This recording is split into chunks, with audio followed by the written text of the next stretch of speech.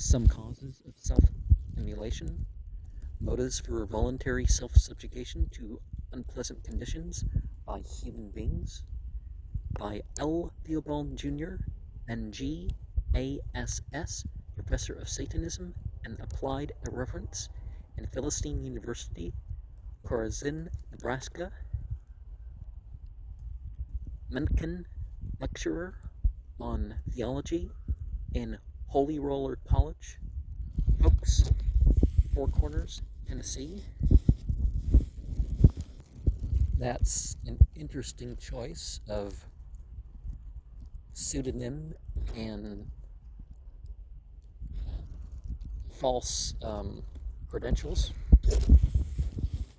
Human action, diverse, complex, and contradictory, has always piqued the curiosity of thoughtful men. From the remotest times, philosophers have searched for its basic source or sources, showing little agreement until the last two generations, when scientific psychology has come to the rescue with considerable pertinent information. Early interpretations depended almost wholly on the mental habits of their proponents. Many teachers proclaimed a diversity of prime motivations, whilst others sought to unify the various visible impulses and refer them to a common fountainhead. It was, of course, recognized by the determinists that behind any proximate base must lie the general flux of the universe, be it simple or complex. That is, that in the last analysis, each human act can be no less than the inevitable result of every antecedent and circumambient condition in an eternal cosmos. This recognition, however, did not prevent such thinkers from continuing to seek for the more proximate base or bases, and to speculate upon the immediate strings by which human puppets are moved. In Grecian times there persisted the very sound notion that the single dominant quest of life is some sort of happiness, or the harmonious exercise of the sum of man's various instincts and faculties. Though this central idea was conceived in various forms and subjected to widely different interpretations, Plato imagined three principal springs of human action: physical appetite, pure emotion, and intellectual choice. Though we may consider him to have regarded the latter two as outgrowths of the first, Aristotle, impressed by the complexity of man, is less clear-cut and consistent. Epicurus seems to have held the quest of rational pleasure, that is, the balanced exercise of the natural impulses. It's not the same thing as the debauchery thing that people say, oh, hedonism, Epicureanism. Actually, it tends away from that more than even, the churchy thing. The mainspring of all sound action, regarding as abnormal or unsound such impulses as tend to disturb equilibrium and lead to misery. The Stoics, though differently conceiving the best interests of man, thought likewise that self-benefit was the ultimate goal of his quest, and pictured a definite principle which impelled his various actions toward that end. Any springs of action, apart from that principle or impulse, which was suitably subdivided, were esteemed abnormal and diseased. All these Hellenic estimates had the vast advantage of being based upon a sane and inclusive survey of the various acts of men, and of the evident resemblances in the direction of those acts. After Greece comes a period of confused and often irrelevant thought concerning human motives, owing to the wide supremacy of cosmic interpretations based on exotic and subjective supernaturalism. The first conspicuous return to honest thinking appears to be the system of Descartes, who referred human action to an exercise of natural instinct, as guided by an ill-defined but separate mind, the two meeting in the pineal gland of the brain. Now, it's more the idea of Western-centric concepts of religion that makes people think, oh, philosophy, whatever. But in the East, in the Middle East, there was always honest philosophy. This approach to modern endocrinology was, however, purely fortuitous. Descartes considered the springs of mental motivation to be 6 in number: admiration, love, hatred, desire, joy, and sadness, and described in some detail their mechanical operation in the brain as he conceived it. Spinoza far outstripped Descartes in depth and rationality of outlook. Approaching the most modern conceptions in his estimate of human motivation, he saw that primitive instincts or desires to preserve and expand the individual and traced the dependence of the more complex emotions upon them. Therefore, he inferred action is inspired at third hand by the natural impulse of man to survive.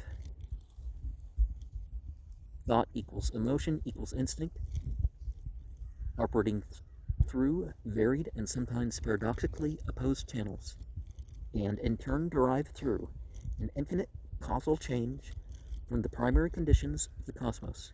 Spinoza, who returned to the sound Hellenic conception of happiness as the goal of mankind, may, despite a debt to Descartes, be viewed as the real father of modern ideas regarding human values and motives. In our own civilization, Hobbes similarly emphasized the dominance of the survival element, or self-interest, in human motivation, though he wholly lacked the subtlety and profundity of Spinoza.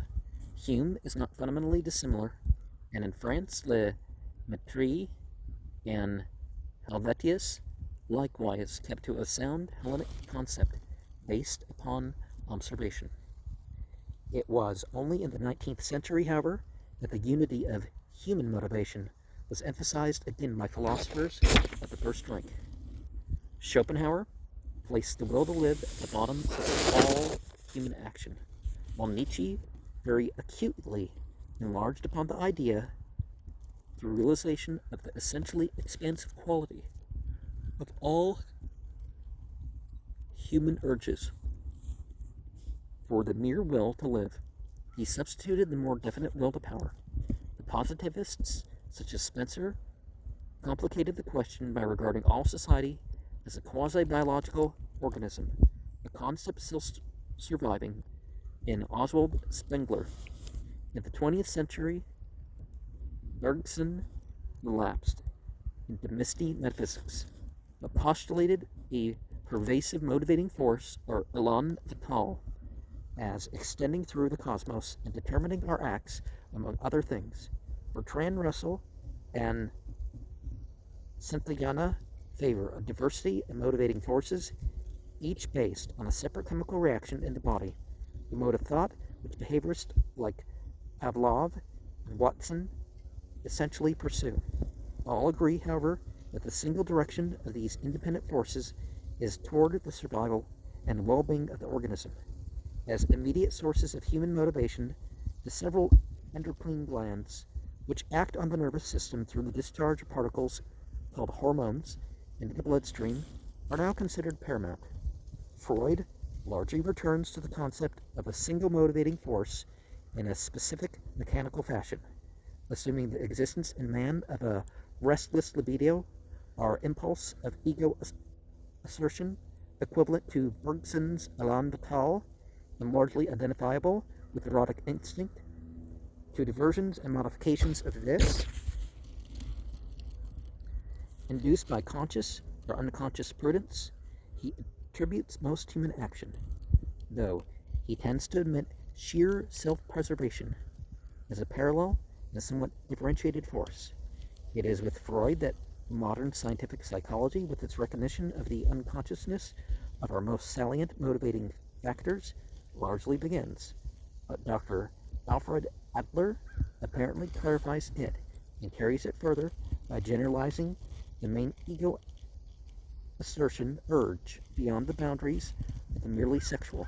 His idea of a basically simple but diversely manifested ego urge, at times frustrated by prudence or timidity, accounts with remarkable accuracy for the bulk of observed human motives. Today, then, we may justly regard human action as resulting from a basic organic impulse of ego assertion, manifested through several distinct physical instincts inherent in evolved nervous tissue and operating in connection with the mentally associative outgrowths classed as emotions. Through the system of ductless glands, that the ultimate manifestations are complex and often paradoxical need not be wondered at when we reflect on the complexity of the organism and the divided and often accidentally conflicting channels through which the ego urge functions. For example, biological experience has fashioned, for survival value, under different circumstances, the precisely opposite instincts of overt assertion and defensive abasement. Mr. Dugall classifies the instincts and the derived simple emotions under 12 headings. Though it is, of course, obvious that the number of additional emotions built up through combination and complex experience is vast indeed, the list follows. All simple instincts are normal in essence, though abnormal misproportionings, perversions, combinations, and inversions are commonly recognized and exhaustively studied. If nutrition is the instinct, hunger is the motion. If flight is the instinct, fear is the emotion. If repulsion is the instinct, disgust is the emotion. If curiosity is the instinct, wonder is the emotion. If assertion is the instinct, elation or courage is the emotion. Abasement, the instinct, subjection is the emotion, or humility. Acquisition, the instinct, love of possession, the emotion. Constructiveness, the instinct, creative delight, our phase of asceticism is the emotion. Pugnacity, the instinct, anger, the emotion. Sex, the instinct, love, the emotion. Parentalism, the instinct, tenderness, the emotion. So those three equals. Phase of asceticism isn't really quite the same thing as an action. Neither humility, you can have a sense of humility, right, or courage, but those might be more actions.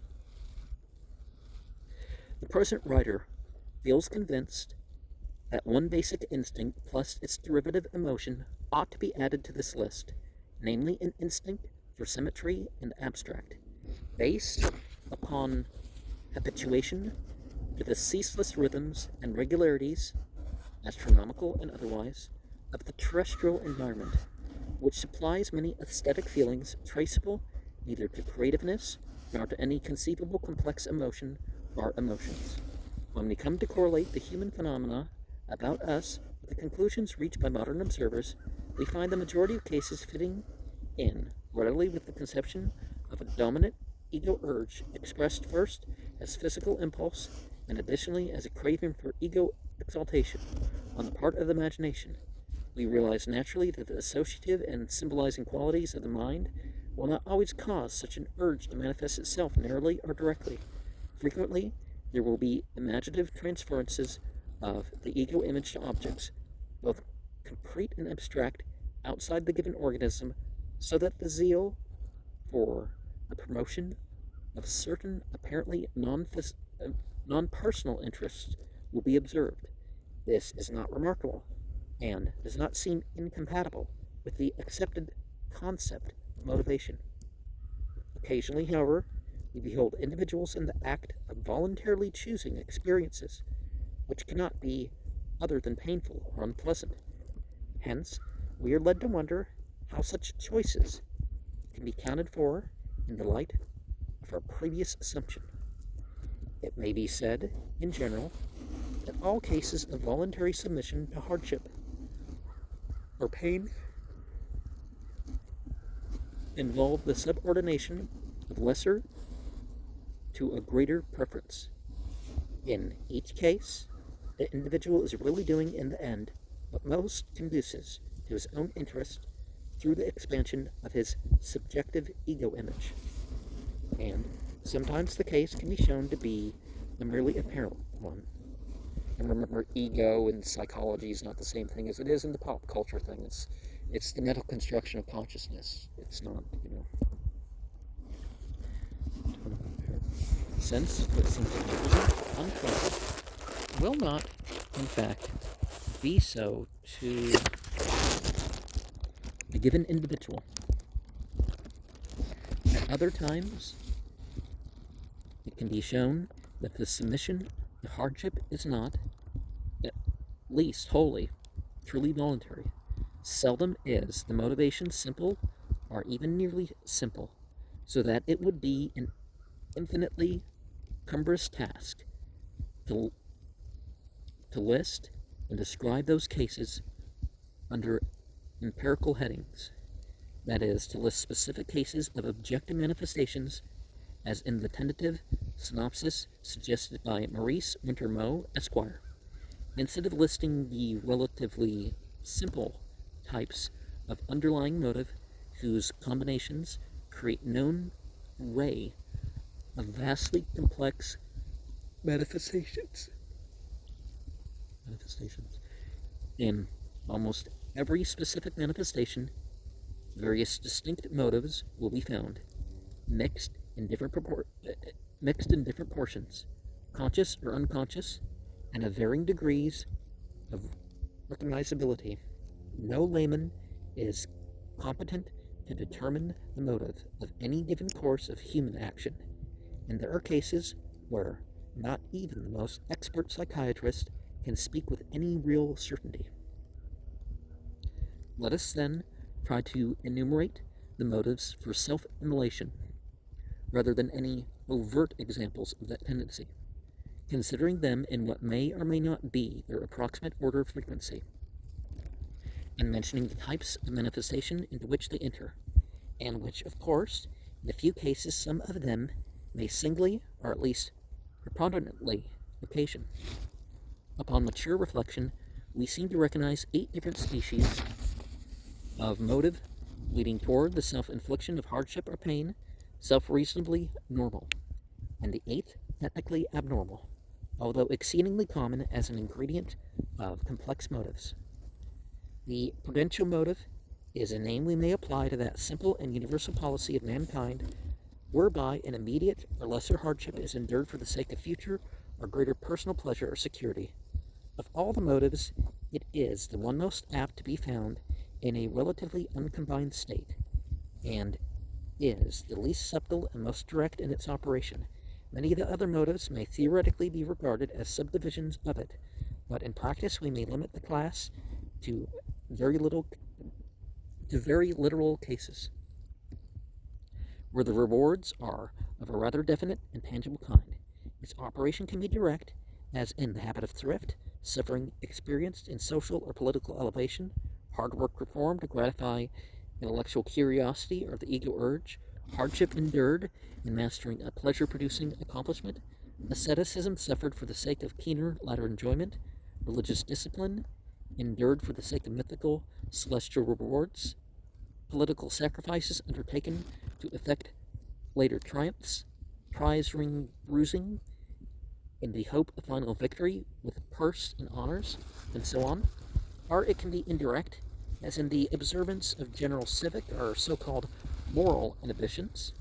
It is also embodied in the gregarious subordination of personal tastes to the tastes of one's group, undertaken for the sake of the pleasure inherent in environmental harmony. A negative aspect of this motive is that in which fear of adverse consequences is a factor, as in old-time religion, some cases of civic and military obedience, and the like. The inertia, or habit motive, explains action or endurance undertaken, because of the pressure of custom or precedent on pliant rather than vigorous intellects. The subject does not know how to avoid doing what the group recommends or has always recommended, or perhaps it does not occur to him that any alternative course is possible. This accounts for the tremendous number of instances where petty nuisances are needlessly endured from members of one's family or from others, where conventional and non-obligatory sacrifices are made, and where silly, meaningless, and oppressive customs or attitudes are kept up after all reason and compulsion for their maintenance have subsided. On a larger scale, it accounts for the endurance of grave and needless social and civic disadvantages by various elements of a community. This category may largely be an apparent rather than a basic one, since its cases can be attributed to the fear aspect of the prudential motive, or can be interpreted as being not really voluntary at all in the subtlest sense, but its empirical existence and vast extent are obvious. The approval motive, whereby we obtain favorable distinction in the eyes of ourselves or of others, by following a course regarded as difficult and admirable by the group to which we belong, is also exceedingly common. It is distinguished from a more profound quest for excellence or a more spontaneous altruism by its essential superficiality, and it dictates a large part of the social, religious, and civic behavior of civilized man. It animates most reformers and puritanical prigs, and enters into the most visible species of martyrdom, scholastic, or other effort. Marathon races, tree sitting, military prowess, altruism, and so forth. A distinct variant is the exhibitionist motive, whereby one acquires distinction as an exceptional person by affecting to enjoy what most find unpleasant. We find this variant in such eccentrics as pretend to relish swimming in midwinter and in analogous times. The exterior gratification motive, though challenged by many who refer its apparent phenomena to the prudential approval and perhaps other motives, perhaps has a distinct existence of its own, as attested by a definite, though not very large minority of cases, where the springs of certain acts, not directly self-benefiting, are to be found extremely powerful and, at least, consciously sincere. We may define this motive as that whereby a person endures hardship or pain, mental or physical, for the sake of some exterior or transpersonally expanded unit with which his ego has imaginatively, associatively, or symbolically identified itself. The existence of these imaginative transpositions or expansions of the ego image has seldom been denied where self-immolation is not concerned, and there is no reason to limit the recognition to such an area. Primitive instinct, eroticism, parentalism, gregariousness, etc., often temporarily transfers or extends the ego concept with much loss of driving force, whilst associative emotion greatly enlarges an array of external or expanded ego images. One's clan, race, country, or culture group becomes an imaginative extension of oneself, as is also one's social system, or body of opinion, political, scientific, philosophical, aesthetic, and so on. In theory, at least, many grandiloquent individuals have professed to identify themselves with the entire human species, the entire realm of organic life, or even the sum total of the cosmos or space-time continuum. But there is reason to think that most cases of this sort are hollow, charlatanic pretensions, and filled with self-deception at best, most imaginative identifications beyond a roughly defined field approximately connected with racial, national, and cultural group limits are apt to be very tenuous, brief, fragmentary, and consciously or unconsciously insincere. There is, however, an auto-hypnotic and probably abnormal type of powerful cosmos identification, which we know as mysticism, and which figures in the operation of many Oriental religions. The exterior gratification motive includes most sincere, i.e., not approval-seeking prudential, etc., cases of personal altruism, including those fear cases where the subject symbolizes disaster to himself and that of others and feels impelled to relieve others at the cost of immediate pain.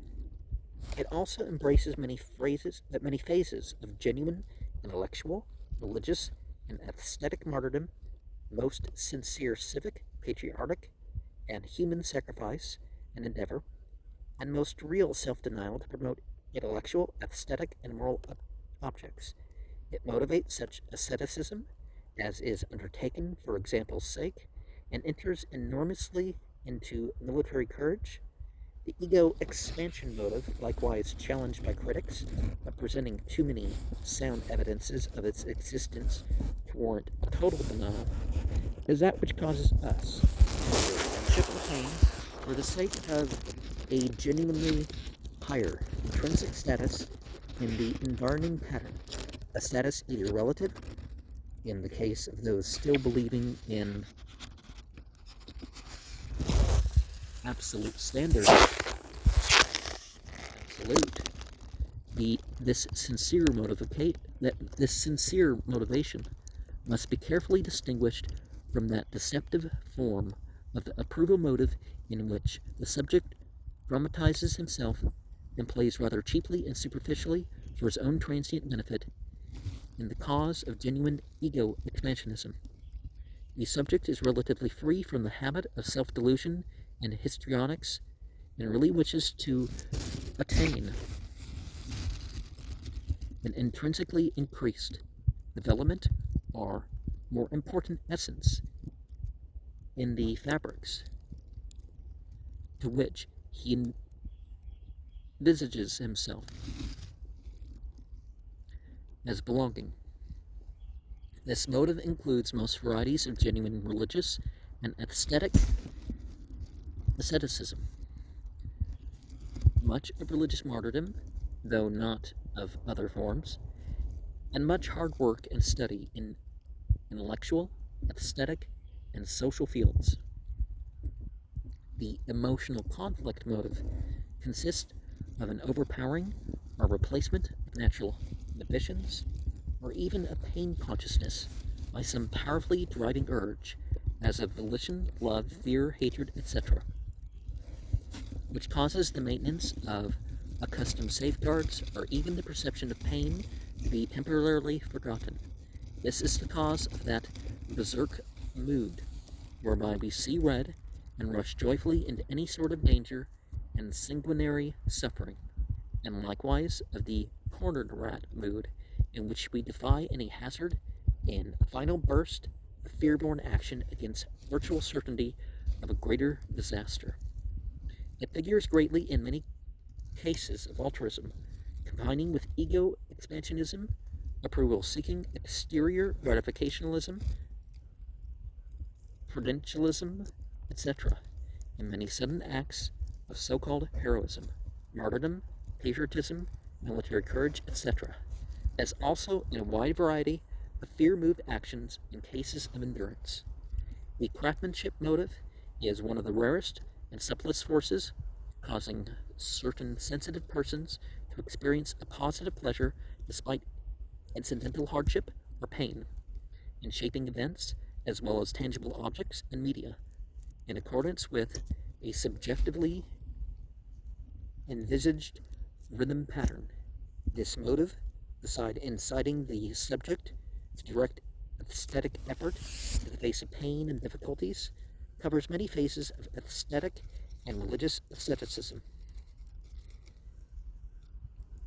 in which the subject takes an abstract delight in having certain patterns of action followed or approached, a delight quite distinct from any improvement of his own status, as under the ego expansive motion, the ego expansion motive. Since in his zeal for the abstraction, which he calls beauty, virtue, or piety, he is thinking of the pattern rather than of the performer, and is merely placing himself on a parity with others. 4. Whose similar following of the pattern he was equally anxious. In practice, however, this motive is apt to occur as a concomitant of ego expansionism rather than alone. In its least mixed form, it is probably the chief ingredient of difficult mental, artistic, and kindred achievements. It is probably derived primarily from the basic instinct of constructiveness plus the parallel motive of exterior gratification, whereby the symbol of the ego has attached itself to the favored pattern. Its aesthetic aspects are distinguished from pure exterior gratification phenomena because the safety and status of the favored pattern are never at stake. The pattern's importance and security are taken for granted so that there can be no idea of assisting or benefiting it. It is simply that the subject takes satisfaction in the performance of certain imaginatively related acts in certain order. However, it is possible that the assignment of creative effort to the prudential class, hardship leading to reward, and the belief that the symbolic glorification of a favored pattern inherent in its following places pure pattern asceticism under the heading of exterior gratification, with the ego transferred to the pattern, may be sufficient to eliminate this special category. Distinctions of this sort are necessarily highly nebulous. The masochistic motive involving the instinctive perversion known as masochism, whereby a sensuous delight is taken in the phenomenon of pain perception, is comparatively rare as a pure source of action, though exceedingly common as a component in varying degree of various complex motivations. In its purest form, it involves the usually fantastic and capricious self-infliction or induced affliction of pain, mental or physical. Usually, however, it is fainter and more veiled auxiliary force. It dominates the mystical aspect of a majority of Oriental religions and incites many individuals to varying degrees of subtly titillating martyrdom, public or private. It can be found in the voluntarily endured domestic burdens and tyrannies in many households and in many seemingly unhappy phases of erotic relationships. As an independent emotion, it is undeniably abnormal, though most psychologists do not think it absent in small quantity from the average normal personality. Homely adage sums it up in describing the person who enjoys poor health, though perhaps that person adds other motives, such as the ego-expanding gratifications of attention and sympathy to the sheer masochism of his attitude, the possible connection of masochism with the basic defense of abasement instinct is at least worth careful study, and I'm trying to correct myself as I go on, but it's not necessarily that people enjoy poor health, it's that, why not enjoy themselves despite that, right?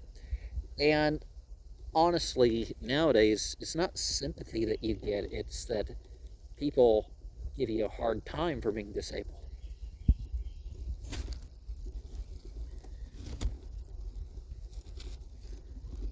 Regardless of what way it is, right?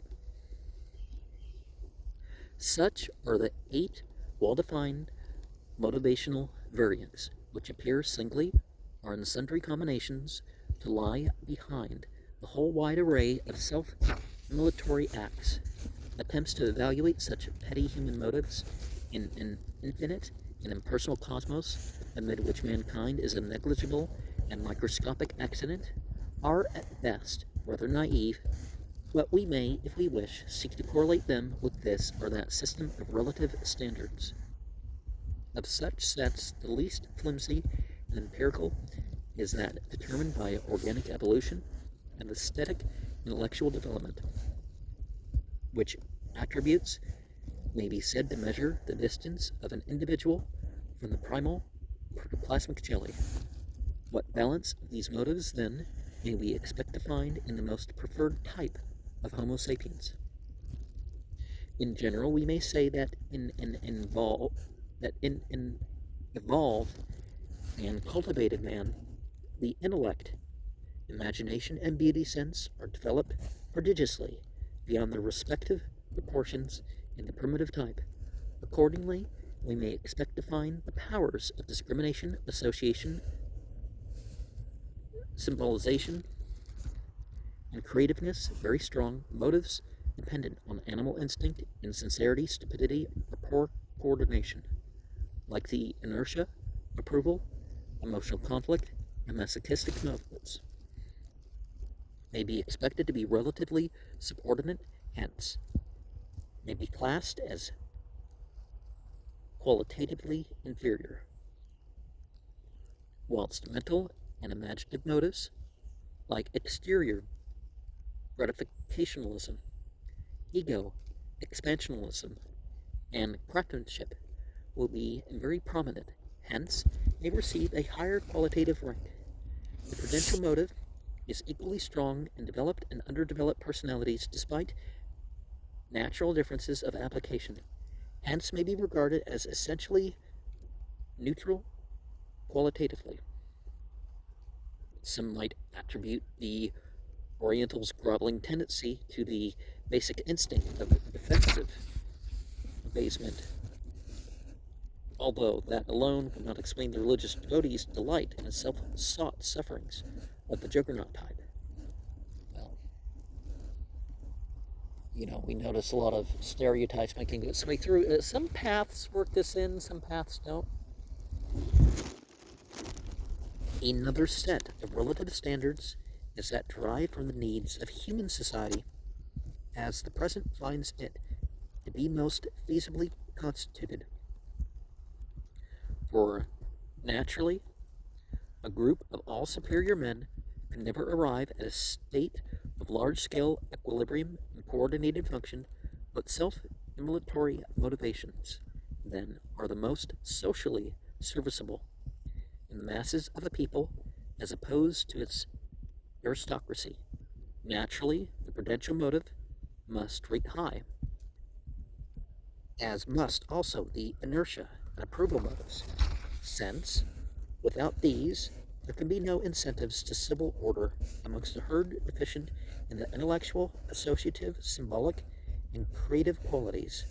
However, the exterior gratification and ego expansion motives are of equal value so far as they operate at all on a large scale. We do often find certain of their manifestations in uncultivated, though biologically evolved types. The emotional conflict motive, though disastrous when employed against the social order, is infinitely valuable when employed in society's behalf, and indeed forms a sort of criterion of manly status among Aryan peoples. The craftsmanship motive is unqualifiedly good, except when its aesthetic aspect is turned to favor patterns opposed to the social order, but on this latter account may be regarded as a less certain asset than some others. Masochism can conceivably work to advantage in maintaining order, but it has doubtful implications. It is not to be encouraged. With this possible exception, we may say that virtually all the self-immolatory motives are of great value in the masses of society, since so much of social adjustment must necessarily consist of the renunciation of immediate advantages for the sake of a stable order productive of ultimately greater advantages. That the nature and operation of these seemingly paradoxical impulses do indeed confirm our general belief in ego assertion, our ultimate self-interest as a supreme human motive, our principle underlying action would appear to be too certain a thing for profitable challenging.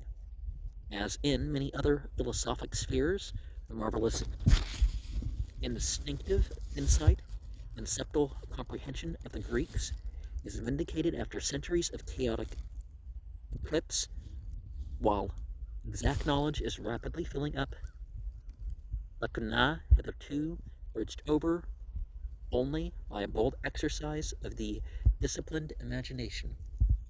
And I'm reading the words well in my mind a good almost page ahead of saying them, but I feel like it's not coming out straight, but I feel like I've been correcting suitably, so I'm leaving this recording. And of course, things about social psychology, things about the glands, things about, the biblical thing, Chorazin. I mean, why was Chorazin cursed other than not accepting Jesus' teachings? Supposedly people made satanic pilgrimages, and, in a day like this, joking that you're like, this expert on Satanism, you know. But of course, the word Satanism is like, people's like, oh, Satanism didn't exist until you had the word, and it's like, no. Islam didn't exist until you had the word in Arabic. It's like, no, Islam, you can't say it started even with the Arabic language, the bunch of examples like that. But just like Mark Twain, he figures, oh, Mark Twain got away with it. Why can't I? Troll the Christians and mention Satan and Satanism and stuff like that, right?